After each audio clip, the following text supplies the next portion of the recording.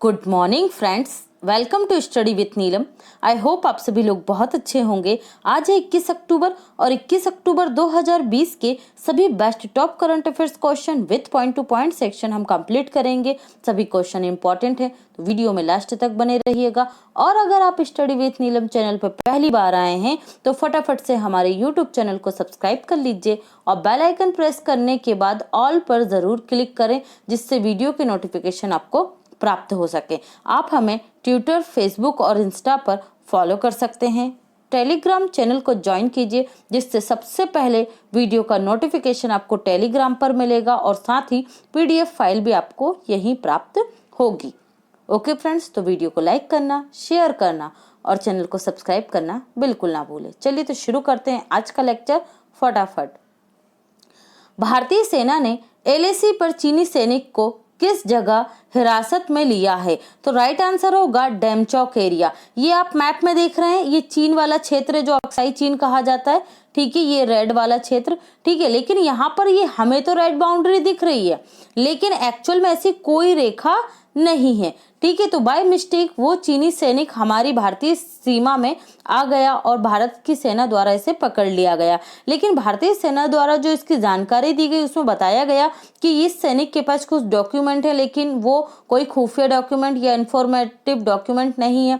साथ ही जब ये सैनिक इस क्षेत्र में आया तो इसने कोई गर्म कपड़े नहीं पहने हुए थे, ये ठंडी से बहुत ज्यादा जूझ रहा था। ठीक है, इसे मेडिकल फैसिलिटी दी गई और कुछ प्रोटोकॉल को फॉलो करके इस सैनिक को वापस क्या कर दिया जाएगा, चीन को सौंप दिया जाएगा। आप लोगों ने पढ़ा होगा अरुणाचल प्रदेश के 4 जो बच्चे थे, ठीक है, लगभग 1 मंथ पुरानी न्यूज है ये, या वो भी क्या कर गए थे, वो चाइना वाले एरिया में एंट्री कर गए थे। तो चीनी सेना ने उन्हें पकड़ा था और 5 से 6 दिन के बाद उन्हें क्या किया गया था, प्रोटोकॉल फॉलो कर रिहा किया गया था। तो यही प्रोटोकॉल अब भारत भी फॉलो करेगा, देन इस सैनिक को भारत द्वारा छोड़ा जाएगा। तो याद रखिएगा किस एरिया में, डेमचौक एरिया में पकड़ा गया है। ओके, नेक्स्ट देखते हैं हम। चीन से तनाव के बीच भारत ने नवंबर 2020 में होने वाले मालाबार युद्ध अभ्यास में अमेरिका, जापान के अलावा किस देश को शामिल किया है? तो राइट आंसर होगा यहाँ पर हमारा ऑस्ट्रेलिया। कौन सा देश शामिल होगा? ऑस्ट्रेलिया। देखिए, भारत लंबे समय से ये चर्चा हो रही थी कि भारत को चीन को काउंटर करने के लिए ऑस्ट्रेलिया को इस युद्ध अभ्यास में शामिल किया जाना चाहिए। ठीक है, तो अब ये चीज क्या हो गई है, कंप्लीट हो गई है। भारत ने इसे अनाउंस भी कर दिया है और ऑस्ट्रेलिया की तरफ से भी ये कंफर्म हो गया है कि वो मालाबार युद्ध अभ्यास में शामिल होगा। सबसे पहले ये जो युद्ध अभ्यास प्रारंभ हुआ था, मालाबार युद्ध अभ्यास, ये भारत और अमेरिका के मध्य प्रारंभ हुआ था। ठीक है, कब हुआ था? 1992 में। 1992 में भारत और अमेरिका के मध्य हुआ। 2015 में इसमें जापान शामिल हुआ और अब 2020 में इसमें ऑस्ट्रेलिया शामिल होगा। तो अब ये 4 देशों का संयुक्त युद्ध अभ्यास हो गया है। कौन सा? मालाबार युद्ध अभ्यास। तो ये जो मालाबार युद्ध अभ्यास है कहाँ होता है? ये बंगाल की खाड़ी में किया जाता है मालाबार युद्ध अभ्यास। ठीक है, ये 2 सेक्शन में इस बार आयोजित होगा। एक होगा 3 से 6 नवंबर 2020, फिर होगा 17 से 30 नवंबर 2020। ठीक है, तो याद रखेंगे यहाँ पर कुछ युद्ध अभ्यास हैं जो मैं आपको बता देती हूँ एक बार। इंद्र युद्ध अभ्यास किस किस के मध्य होता है? भारत और रूस के मध्य। मैत्री किस किस के मध्य होता है? भारत और थाईलैंड के मध्य होता है मैत्री। सूर्य किरण भारत और Nepal. Hand in hand Bharat और चीन। प्रबल दोस्ती ये होता है कजाकिस्तान और भारत के मध्य। नोमैडिक एलिफेंट इंपॉर्टेंट है, क्वेश्चन आ चुका है। नोमैडिक एलिफेंट युद्ध अभ्यास भारत और मंगोलिया के मध्य होता है। खजनार ये होता है किर्गिस्तान और भारत के मध्य। खान क्वेस्ट मंगोलिया और भारत के मध्य। सेल्वेक्स ये होता है भारत, संयुक्त राज्य अमेरिका और भारत के मध्य। सेल्वेक्स युद्ध अभ्यास। ठीक है, मित्र शक्ति होता है श्रीलंका और भारत के मध्य। हाल ही में ये संपन्न भी हुआ है। ठीक है, अजय युद्ध अभ्यास यूके और भारत के मध्य होता है। युद्ध अभ्यास संयुक्त अमेरिका और भारत के मध्य होता है, युद्ध अभ्यास के नाम से ही होता है ये। ठीक है, वज्र प्रहार संयुक्त राज्य अमेरिका और भारत के मध्य होता है। इक्वेरियन ये मालदीव और भारत के मध्य होता है। समप्रांति बांग्लादेश और भारत के मध्य होता है। बोल्ड कुरुक्षेत्र ये सिंगापुर और भारत के मध्य होता है। अग्नि योद्धा भारत और सिंगापुर सिंगापुर के मध्य होता है। चीन इंडिया संयुक्त अभ्यास ये भारत और चीन के मध्य होता है। गरुड़ शक्ति इंडोनेशिया और भारत के मध्य होता है। अल नगहा ओमान और भारत के मध्य होता है। चीन इंडिया ये तो डबल से रिपीट हो गया है। विनवैक्स ये वियतनाम और भारत के मध्य होता है। और इम्बाक्स ये म्यांमार और इंडिया के मध्य होता है। और लिमिट से सेशल्स और भारत के मध्य होता है। और जो बहुत सारे युद्ध अभ्यास होते हैं, जब युद्ध अभ्यास आता है और जो कंट्री का नाम आता है करंट में, तो हम उसे डिस्कस करते जाते हैं। तो आप डेली फॉलो कीजिए, डेली फॉलो करेंगे तो आपको चीजें ज्यादा से ज्यादा याद होना शुरू होंगी। ओके, अभी बढ़ते हैं आगे। पहली भारतीय महिला जिन्हें हाल ही में wild life photographer of the year 2020 का अवार्ड जीता है, तो राइट आंसर होगा महाराष्ट्र की, मुंबई की कौन है, ऐश्वर्या श्रीधर हैं। इन्होंने जीता है wild life photographer of the year 2020 का अवार्ड। 23 वर्षीय ऐश्वर्या जो हैं ये डॉक्यूमेंट्री निर्माता भी हैं, डॉक्यूमेंट्री बनाती हैं, और इन्होंने ये फोटो खींचा था। ये वाला आप जो देख रहे हैं पेड़, ये पेड़ के आसपास जो आप लाइटिंग देख रहे हैं ये किस वजह से हो रही है, जुगनुओं की वजह से हो रही है। ठीक है, जो जुगनू होते हैं आपने सुना भी होगा बचपन में, तो जुगनू की वजह से ये पेड़ क्या हो रहा है, इतना लाइटिंग दिख रहा है। और इनकी जो फोटो था उसका नाम भी क्या था, लाइट ऑफ पैशन। क्या नाम था, लाइट ऑफ पैशन इनकी जो फोटो था उसका नाम था, और इससे यह अवार्ड प्राप्त हुआ है। और जो best wild life photographer of the year पुरुष की अगर हम बात करेंगे तो ये हैं रशिया के सर्गेई गोर्शकोव। और इनकी जो बुक जो थी फोटो आलिंगन, ठीक है, इसमें क्या था, ये एक बाघिन है जो पेड़ को गले लगा रही है, तो इस फोटो को मिला है wild life photographer of the year best picture का अवार्ड। तो ये सभी इंपॉर्टेंट है, याद रखेंगे। उदित सिंघल का नाम आपने सुना होगा, ये यूएनओ के टॉप 17 यंग लीडर्स की सूची में शामिल किए गए थे। और विकास खन्ना, इन्हें एशिया का game changer of the award 2020 चुना गया। और इनकी बुक भी आई थी किचन ऑफ ग्रेटिट्यूड। ये क्या है, एक सेफ है, ठीक है, खाना बनाते हैं। चलिए नेक्स्ट देखते हैं। हाल ही में केंद्रीय गृह सचिव अजय भल्ला का कार्यकाल कितने समय के लिए बढ़ा दिया गया है, तो इनका जो कार्यकाल है वो बढ़ा दिया गया है 22 फरवरी 2021 तक। कब तक बढ़ाया गया है, 22 फरवरी 2021 तक इनके कार्यकाल में वृद्धि कर दी गई है। किसकी, केंद्रीय गृह सचिव अजय भल्ला की। ठीक है, तो आप इन्हें याद रखेंगे। 30 नवंबर को इनका कार्यकाल पूरा हो रहा था और इसे बढ़ाकर अब क्या कर दिया गया है, 22 अगस्त 2021 तक कर दिया गया है। नेक्स्ट देखते हैं, इंडियन बैंकिंग एसोसिएशन के नए अध्यक्ष निम्न में से किन्हें बनाया गया है, तो ये बन गए हैं राजकिरण राय। कौन बन गए, इंडियन बैंकिंग एसोसिएशन के नए अध्यक्ष राजकिरण राय। जो राजकिरण राय हैं ये यूनियन बैंक के एमडी सीईओ हैं। अभी कौन है, किसके हैं, यूनियन बैंक के एमडी और सीईओ हैं, और इन्हें बना दिया गया है साथ ही अध्यक्ष इंडियन बैंकिंग एसोसिएशन का। और जो इंडियन बैंकिंग एसोसिएशन के उपाध्यक्ष हैं, उपाध्यक्ष के रूप में नियुक्त किया गया है आपके दिनेश कुमार खारा को। अभी दिनेश कुमार खारा किसके अध्यक्ष बने हैं, तो ये दिनेश कुमार खारा जो हैं एसबीआई के अध्यक्ष बने हैं। ठीक है, इन्हें एसबीआई के चेयरमैन बने और इन्हें बनाया गया है इंडियन बैंकिंग एसोसिएशन का उपाध्यक्ष। तो दोनों ही इंपॉर्टेंट है, याद रखेंगे। शक्तिकांत दास ये आरबीआई के 25वें क्रम के गवर्नर है। गीता गोपीनाथ ये आईएमएफ में चीफ इकोनॉमिस्ट हैं, मुख्य आर्थिक सलाहकार हैं। और बाकी राजकिरण को तो आप पढ़ चुके हैं, आईबीए के नए अध्यक्ष बने हैं, तो ये आप याद रखेंगे। नेक्स्ट देखते हैं, हाल ही में दिल्ली एवं जिला क्रिकेट संघ डीडीसीए का नया अध्यक्ष किसे चुना गया, तो राइट आंसर होगा रोहन जेटली। ये अरुण जेटली के लड़के हैं, ठीक है, बेटे हैं, और इन्हें ही जो डीडीसीए इसका अध्यक्ष चुना गया। ये निर्विरोध चुने गए। इनके जब इन्होंने नामांकन दिया और उसके पहले जो लोग नामांकन दे चुके थे उन्होंने अपना नामांकन वापस ले लिया।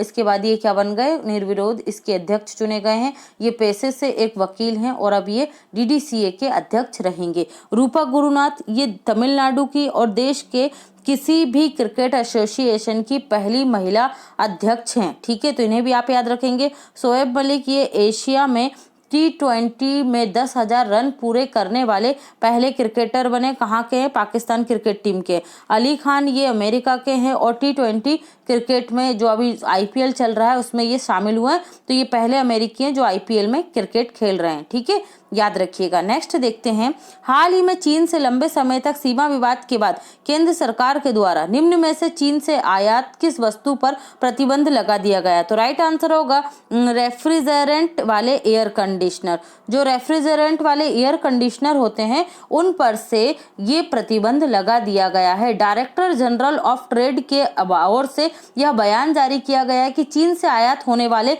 रेफ्रिजरेंट एयर कंडीशनर को अब आयात नहीं किया जाएगा। आपको पता होगा भारत अपनी जरूरत का 90% रेफ्रिजरेंट किन दो देशों से आयात करता है? चीन और थाईलैंड से। किन से? चीन और थाईलैंड से। तो अब ये जो प्रतिबंध है ये चीन पर लगा दिया गया। अब चीन से आयात नहीं होगा तो अब किससे आयात होगा? ज्यादा थाईलैंड से होगा और घरेलू कंपनियां इस क्षेत्र में निर्माण कार्य प्रारंभ कर सकेंगे, जिससे घरेलू उद्योग को बढ़ावा मिलेगा। तो ये इंपॉर्टेंट पॉइंट था, याद रखिएगा। बढ़ते हैं अगले क्वेश्चन की तरफ। हाल ही में विश्व बैंक ने कोविड-19 से निपटने में सबसे गरीब देशों की सहायता के लिए कितनी सहायता देने की योजना बनाई है? तो राइट आंसर होगा $25 बिलियन। जो सबसे गरीब देश है, जिनके पास संसाधन भी नहीं है कोविड-19 से निपटने के लिए, जैसे आप लोगों को पता होगा कुछ मंथ पहले ही वर्ल्ड बैंक ने $1 बिलियन की हमें भारत को हेल्प की थी, ठीक है, $1 बिलियन की। अब उसी दिशा में जो गरीब देश है जो कोविड-19 से नहीं निपट पा रहे हैं, ठीक है, जैसे रवांडा, सोमालिया, इस तरीके के जो कंट्रीज हैं, उन्हें वर्ल्ड बैंक देगा $25 बिलियन। तो याद रखिएगा वर्ल्ड बैंक के अध्यक्ष कौन है? तो ये है डेविस मलपास। वर्ल्ड बैंक दो ऑर्गेनाइजेशन से मिलकर बनती है, IBRD से और IDA से, ठीक है। ये क्वेश्चन आ चुका है कि वर्ल्ड बैंक किन किन से मिलकर बना है, तो IBRD और IDA, ओके, याद रखिएगा इन्हें। बढ़ते हैं अगले क्वेश्चन की तरफ। हाल ही में विश्व सांख्यिकी दिवस 20 अक्टूबर 2020 को मनाया गया। यह कितने साल के अंतराल पर मनाया जाता है? तो राइट आंसर होगा 5 साल। देखिए, UNO की महासभा द्वारा वर्ष 2010 से विश्व सांख्यिकी दिवस मनाना प्रारंभ हुआ और फिर जब से ही 2010 से ही ये कब से मनाया जाता है? 5 साल के अंतराल पर। मतलब पहला मनाया गया था 2010 में, पहला मनाया गया था 2010 में और फिर 2015 में और अब तीसरी बार मनाया गया 2020 में और ये नेक्स्ट मनाया जाएगा 2025 में, ठीक है। तो मतलब 5 साल के अंतराल पर ये मनाया जाता है। और नेशनल स्टैटिस्टिक्स डे कब मनाते हैं? नेशनल स्टैटिस्टिक्स डे तो ये मनाते हैं 29 जून को। कब मनाते हैं? 29 जून को। तो दोनों याद रखेंगे आप लोग। और यहाँ से इसकी जो थीम है, ठीक है, थीम क्या रखी गई वर्ल्ड स्टैटिस्टिक्स डे की? तो ये थीम रखी गई connecting the world with data we can trust.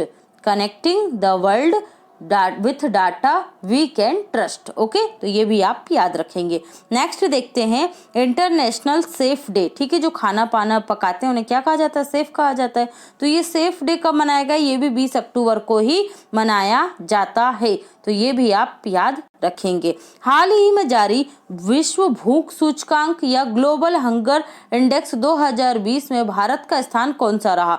तो भारत का स्थान रहा 94। कुल कितनी कंट्रीज थी? 107। 107 देशों में भारत के स्थान रहा 94, 94। बहुत ही बेकार कंडीशन है, सीरियस कंडीशन। यहाँ आपको ये एक मैप दिखाई दे रहा है, इसमें जो अलार्मिंग कंडीशन है, मतलब जो डार्क में आपको दिख रहे हैं, ज़्यादा डार्क में, वहाँ पर कंडीशन हद से ज़्यादा खराब है। लोग मतलब भूख से मर रहे हैं ना। एक टाइम का अगर खाना मिल गया तो ठीक, वरना वो उसके लिए भी तरस रहे हैं। और जो सीरियस कंडीशन है, तो हमारा देश भारत भी इसी सीरियस कंडीशन में है। आप देख रहे हैं भारत को जो इस कलर में, ठीक है। तो यहाँ पर भी क्या है, खाना जो भूख है वो उस स्तर पर, मतलब पोषण युक्त खाना नहीं मिल पा रहा है लोगों को, ठीक है। तो इस कंडीशन में हम यहाँ पर आए। मैं अभी आपको आगे बताऊंगी क्या क्या पैरामीटर्स हैं। मॉडरेट में आप देख रहे हैं, और लो है जहां पर भूखमरी, तो ये तो आप पूरा देश ही, पूरे विश्व के बहुत सारे देश देख रहे हैं, ठीक है। 2020 में इसमें कुल 107 देशों को शामिल किया गया। तो 107 देशों में भारत की रैंक रही 94 और 2019 में भारत इस रैंक में शामिल किए गए थे 117 देश। तो 117 देशों में भारत की रैंक क्या थी? 102 थी, ठीक है। इसे कौन जारी करता है इस इंडेक्स को? इंपॉर्टेंट पॉइंट है, जारी करता है जो ऑर्गेनाइजेशन होता है, इंस्टीट्यूट होता है, उससे भी पूछ लिया जाता है। तो किसने जारी किया?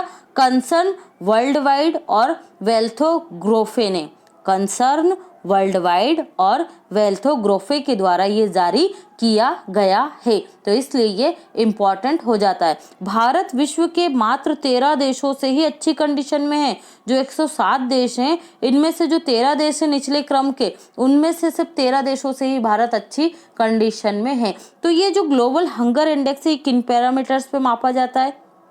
ये मापा जाता है जरूरत से कम भोजन, पहला पैरामीटर्स। दूसरा इसका पैरामीटर्स होता है 5 वर्ष से कम उम्र के बच्चे में पोषण का स्तर और उसके हाइट के अकॉर्डिंग उसको प्राप्त होने वाला पोषण, मतलब उम्र ज्यादा है लेकिन हाइट कम है, ठीक है, इस तरीके का। और तीसरा रहता है आपका 5 वर्ष के अंदर बच्चे की जो मृत्यु दर होती है, शिशु मृत्यु दर कितनी है किसी देश में, ठीक है। तो इन 3 पैरामीटर्स पे ये मापा जाता है। तो ये सभी इंपॉर्टेंट इन्फॉर्मेशन थी, आप इन्हें याद रखेंगे। और भारत के पड़ोसी देशों को देख लेते तो उनकी क्या क्या रैंक रही। ग्लोबल हंगर इंडेक्स 2020 में भारत का स्थान तो 94 रहा है। नेपाल जो है हमसे अच्छी कंडीशन में 73, पाकिस्तान भी अच्छा में है 88। जो देखिए इसके जो टॉप 10 कंट्रीज हैं जो अच्छी स्थिति में, उनको 1 से लेके 17 में रखा गया है इस इंडेक्स में। तो जो चाइना है वो 1 से लेके 17 में ही है, ठीक है। बांग्लादेश इसमें 75वीं रैंक है और इंडोनेशिया 70वीं रैंक है। मतलब हमारे जो आसपास के देश हैं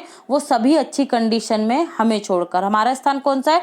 94वां स्थान है। और कोविड-19 की अगर कंडीशन में देखें तो स्थिति और भी भयानक हुई है। लेकिन भारत सरकार द्वारा नवंबर 2020 तक लोगों को क्या किया है, राशन से जो मिलता है उनको वो पूरी तरीके से फ्री दिया गया है। जो लोग नहीं कमाते हैं, जिनके पास राशन कार्ड नहीं है, उन्हें भी वहां से मिल सकेगा। ओके, चलिए आगे देखते हैं। हाल ही में international solar alliance Haryana Kalpana Chawla solar award 2020 से किसे सम्मानित किया गया? तो ये देखिए नाम से ही आपको समझ में आ रहा है, हरियाणा। तो ये अवार्ड कौन देती है? हरियाणा सरकार देती है। मैंने आप लोगों को कल ही बताया था इंटरनेशनल सोलर अलायंस का दूसरी बार सदस्य कौन सा देश बना है, अध्यक्ष कौन सा देश बना है? तो ये हमारा देश भारत बना है। और उपाध्यक्ष कौन बना है? तो ये बना है फ्रांस, ठीक है। भारत और फ्रांस के सहयोग से ही वर्ष 2015 में इंटरनेशनल सोलर अलायंस को एस्टैब्लिश किया गया था। वर्तमान में इसके सदस्यों की संख्या कितनी है? 87 है। और 87वां देश कौन सा बना है सदस्य? निकारागुआ बना है। तो ये जो अवार्ड है किसे मिला है? ये अवार्ड दिया गया है डॉक्टर भीम सिंह, ये दिल्ली IIT के प्रोफेसर हैं, डॉक्टर भीम सिंह, इन्हें मिला है। और डॉक्टर आयशा अल-मुनौमी, ये सऊदी अरब की इलेक्ट्रिक डिपार्टमेंट में काम करती हैं, ठीक है, इलेक्ट्रिसिटी डिपार्टमेंट में, उन्हें ये अवार्ड दिया गया है संयुक्त रूप से। किसने दिया है? हरियाणा सरकार के द्वारा दिया गया है। कल्पना चावला के नाम पर ये अवार्ड रखा गया था, ठीक है। और इंटरनेशनल सोलर अलायंस का हेडक्वार्टर कहाँ मिलेगा आपको? तो ये गुरुग्राम हरियाणा में ही मिलेगा। मिंटी अग्रवाल ये भी हरियाणा की ही हैं, ठीक है। ये सेना का सैन्य युद्ध सेवा पदक प्राप्त करने वाली पहली महिला हैं। कौन? मिंटी अग्रवाल। और ये हरियाणा राज्य से ही हैं, ठीक है। शिवांगी सिंह ये बनारस से हैं, यूपी से। और राफेल लड़ाकू विमान उड़ाने वाली पहली भारतीय महिला बनी है, भारतीय महिला पायलट बनी है। ओके, जो रतन लाल जी हैं ये मृदा वैज्ञानिक है और इन्हें वर्ष 2020 के विश्व खाद्य सुरक्षा पुरस्कार से सम्मानित किया गया है। तो सभी इंपॉर्टेंट पॉइंट है, याद रखेंगे। नेक्स्ट देखते हैं ISA international solar alliance Karnataka Visvesvaraya solar award 2020 से निम्न में से किन्हें सम्मानित किया गया? तो राइट आंसर होगा जापान और नीदरलैंड को। देखिए नाम से समझ में आ रहा है कर्नाटक, तो जो इंटरनेशनल सोलर अवार्ड है ये पहली बार दिए गए, इसलिए इंपॉर्टेंट है, तो पहली बार का आपको पता होना चाहिए। तो ये कर्नाटक सरकार द्वारा दिया गया है विश्वेश्वरैया सोलर अवार्ड। तो ये दिया गया जापान और नीदरलैंड को। एशिया क्षेत्र के लिए जापान को दिया गया, यूरोप क्षेत्र के लिए नीदरलैंड को ये पुरस्कार दिए गए हैं। तो ये इंपॉर्टेंट पॉइंट थे, याद रखेंगे आप लोग। नेक्स्ट देखते हैं। हाल ही में ऑस्ट्रेलिया के लोई इंस्टीट्यूट के द्वारा जारी एशिया पावर इंडेक्स 2020 में एशिया प्रशांत क्षेत्र में किस देश के प्रभाव में वृद्धि हुई है? तो राइट आंसर होगा चाइना। देखिए चाइना के प्रभाव में 2020 की अगर दृष्टि से देखा जाए तो वृद्धि हुई है, ठीक है। लेकिन अगर ओवरऑल देखा जाए तो इस रैंकिंग में टॉप पर रहा है कौन?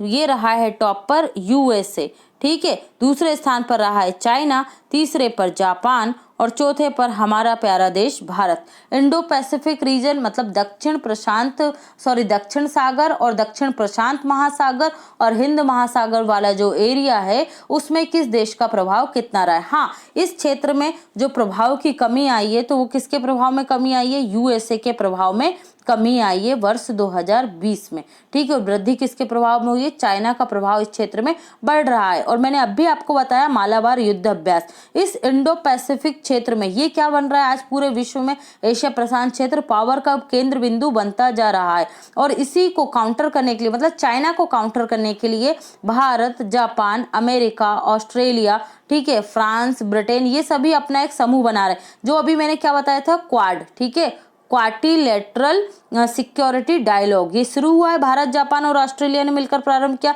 अब इसमें अमेरिका किस किस को, फ्रांस को, ब्रिटेन को, जो भी जर्मनी वगैरह है, अन्य देशों को भी इसमें शामिल करना चाहता है और इसे नाटो की तरह ही एक शक्तिशाली ग्रुप बनाना चाहता है। ठीक है, तो उसी कॉन्टेक्स्ट में जो ऑस्ट्रेलिया का ये लोई इंस्टीट्यूट है इसने इस रिपोर्ट को जारी किया है। तो इस रिपोर्ट में इस क्वेश्चन में आपको क्या आंसर याद रखना है, चाइना का प्रभाव बढ़ रहा है, ठीक है, और यूएसए के प्रभाव में कमी आ रही है। लेकिन इंडेक्स के अकॉर्डिंग देखा जाए तो टॉप पर कौन है, यूएसए है, दूसरे स्थान पर चाइना, तीसरे पर जापान और चौथे पर भारत है। तो ये आपको याद रखना है। भारत 2019 से इसमें टॉप पर 4th स्थान पर रहा है। तो ये मापा कैसे जाता है, देखिए वैसे तो जो एशिया पावर इंडेक्स है इसमें 128 पैरामीटर्स रखे गए हैं, लेकिन कुछ इंपॉर्टेंट बता देती हूँ कि किसी देश के साथ जो एशिया प्रशांत क्षेत्र के देश हैं उनके साथ आर्थिक संबंध कैसे हैं, आंतरिक स्थिरता कैसी है उस देश में, सूचना का प्रभाव, इंफॉर्मेशन इनफ्लो कैसा है, और जो उनका डिफेंस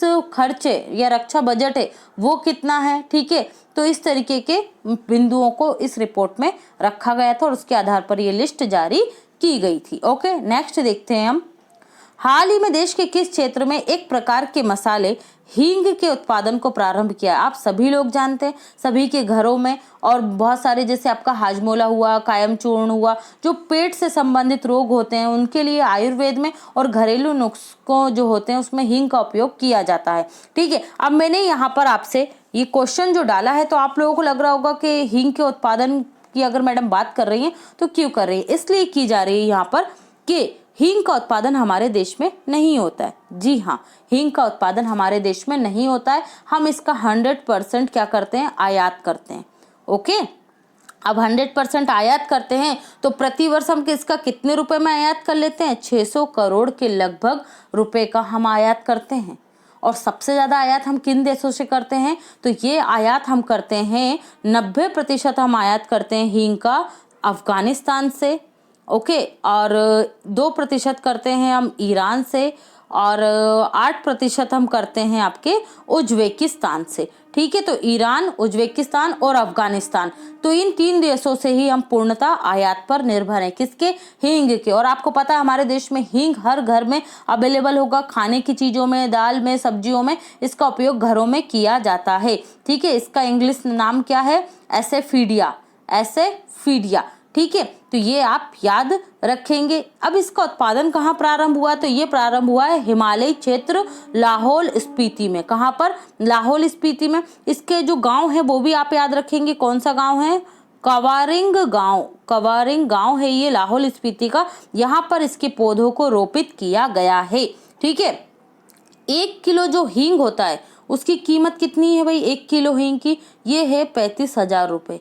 1 किलो हींग 35,000 रुपये है। और आप समझ सकते हैं 600 करोड़ का हम उत्पादन कर रहे हैं प्रति वर्ष, 600 करोड़ रुपए। तो अगर हम इसका उत्पादन कर लेते हैं तो हमारा जो खर्च होगा आयात पर वो कितनी बड़ी मात्रा में कम हो सकता है। ठीक है, लेकिन इसके पौधे के साथ ये रहता है कि ये जो कोल्ड डेजर्ट एरिया होता है, जैसे हिमालयी क्षेत्र में पाया जाता है, वहीं इसका उत्पादन होता है। हमारे देश में जो अभी इसका उत्पादन लाहौल स्पीति में ही किया जा रहा है, तो क्यों किया जा रहा है, क्योंकि इसको जो कंडीशन चाहिए वो लाहौल स्पीति वाले एरिया में ही प्राप्त हो रही है, जैसा ये अफगानिस्तान वाले क्षेत्र में होता है। ठीक है, जैसा क्लाइमेट की इसकी जरूरत होती है। और जो ये हींग का पौधा होता है ये 5 साल में बनकर तैयार होता है भाई, है ना। जो इसकी ये रूट्स देख रहे हैं आप, अब अगर आपसे एग्जाम में पूछा जाए कि भाई हींग के पौधे से हींग कहाँ से प्राप्त किया जाता है, तो जो पौधा होता है उसमें जो ये रेजिन होता है, ये दिख रहा है आपको जड़ वाला क्षेत्र, यहाँ से इस तरीके का ये रेजिन प्राप्त होता है और ये 5 साल में बनकर तैयार होता है। ठीक है, एक पौधे से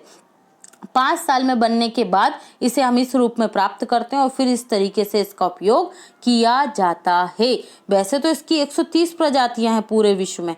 कितनी है? 130 प्रजातियां। और अगर आपसे पूछा जाए कि हींग का जो मूल स्थान क्या है, मतलब कहाँ है, ये किस देश की मूल फसल है, तो ये है ईरान अफगानिस्तान की। कहाँ की है? ईरान और अफगानिस्तान की ये एक मूल फसल है। ठीक है, कितना टेम्परेचर चाहिए होता है हींग को, तो ये चाहिए से 20 से लेकर 30 डिग्री टेम्परेचर इसको चाहिए रहता है। ठीक है, और जो ICSR है, नाम सुना ही होगा आपने बहुत ज़्यादा, sorry CSIR council of scientific and industrial research. ठीक है, counselling of scientific and industrial research और IHBT का फुल फॉर्म क्या है? Institute of Himalayan bio resource technology. इन दोनों के द्वारा मिलकर ही यह पौधारोपण किया गया है। हिमाचल प्रदेश के पालमपुर, कहाँ पर? हिमाचल प्रदेश के पालमपुर में। ठीक है, पालमपुर में क्या है, जो क्षेत्र है लाहौल स्पीति, और ये इसका हेडक्वार्टर मिलेगा आपको पालमपुर में IHBT का। ठीक है, IHBT का जो लाहौल स्पीति जो क्षेत्र है, यहाँ पर इस इंस्टीट्यूट के द्वारा इसका रोपण किया जा रहा है। तो ये इंपॉर्टेंट पॉइंट था, क्योंकि हमारे देश में इसका उत्पादन नहीं होता है और अब पहली बार उत्पादन हो रहा है, तो क्वेश्चन अपने आप में इंपॉर्टेंट हो जाता है। ठीक है, इसका वैज्ञानिक नाम आप याद रखेंगे, एफेसीडिया। ठीक है, नेक्स्ट हम देखते हैं, हाल ही में देश के किस राज्य में पहला ऑर्गेनिक मसाला बीज पार्क स्थापित किया गया है? देखिए, मसाला बीज पार्क का मतलब क्या होता है? जहां पर मसालों के जो अच्छी गुणवत्ता वाले बीज हैं वो प्राप्त होते हो। ठीक है, अब ऑर्गेनिक है मतलब क्या होगा? इसमें किसी तरीके के केमिकल फर्टिलाइजर का उपयोग नहीं किया जाएगा। तो ये स्थापित किया जाएगा गुजरात में। कहाँ किया जाएगा? गुजरात में। देखिए, पहली बात आपको बता देती हूँ, पहले महाराष्ट्र सरकार ने भी घोषणा की थी और कर्नाटक सरकार ने भी घोषणा की थी, लेकिन महाराष्ट्र में तो इसका भी कोई काम हो नहीं रहा है। घोषणा हुई थी, लेकिन कर्नाटक में इस पर काम प्रारंभ हो चुका है। ठीक है, और अब ये घोषणा की गई और ये काम प्रारंभ हुआ है कहाँ पर? गुजरात में। तो गुजरात में जो मसाला ऑर्गेनिक पार्क बनेंगे वो 2 पार्क बनाए जाएंगे। एक क्यूमिन का मतलब क्या होता है भाई? क्यूमिन इंग्लिश नाम है, ये है जीरा। सुना ही होगा आप लोगों ने, सब्जियों में, हमारे घरों में, भारत के जितने भी घरों की रसोई है वहां पर जीरा आपको एक मसाले के रूप में प्राप्त होगा। जो जीरा राइस खाते हैं उन्हें तो बहुत अच्छे से पता होगा। और दूसरा है आपका फेनेनल सीड मतलब सौंफ। ठीक है, सौंफ भी आप लोगों ने सुना ही होगा, भारतीय घरों में तो पाए ही जाते हैं ये मसाले। तो इनके जो पार्क हैं, ये 2 पार्क बनाए जाएंगे। एक क्यूमिन सीड पार्क बनाया जाएगा और एक फेनेनल सीड पार्क बनाए जाएंगे। कहाँ बनेंगे? गुजरात राज्य में। ऑर्गेनिक है इसलिए इंपॉर्टेंट है, तो ये दोनों चीजें आप याद रखेंगे। क्लियर है? अब हम कंप्लीट करते हैं पॉइंट टू पॉइंट सेक्शन। विश्व आर्थिक मंच की वर्ष 2021 की वार्षिक बैठक दावोस के स्थान पर अब लुसर्न बर्नस्टॉक स्विट्जरलैंड में आयोजित होगी। कब? 18 से 21 मई 2021 में। इसकी थीम क्या रखी गई? The great reset. ठीक है, किसकी? ये जो थीम मंच की इसकी बैठक होगी विश्व आर्थिक मंच की, उसकी थीम है। ठीक है, अर्थव्यवस्था को कैसे रीसेट किया जाए। हाल ही में यूनेस्को में भारत के स्थायी प्रतिनिधि कौन बन गए हैं? तो ये बन गए हैं विशाल वी शर्मा चुने गए हैं। ऑस्कर अवार्ड जीतने वाली पहली भारतीय महिला भानु अथैया का 15 अक्टूबर 2020 को निधन हो गया।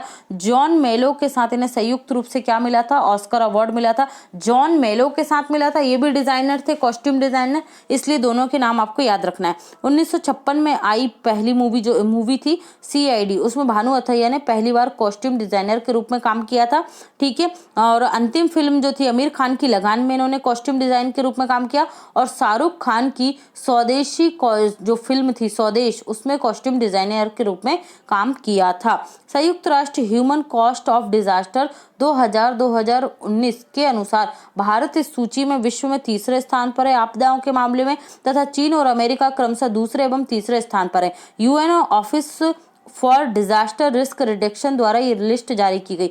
याद रखिएगा किसने जारी की? ये पिछले 20 वर्षों की रिपोर्ट है, UN office for disaster and risk reduction द्वारा जारी की गई है।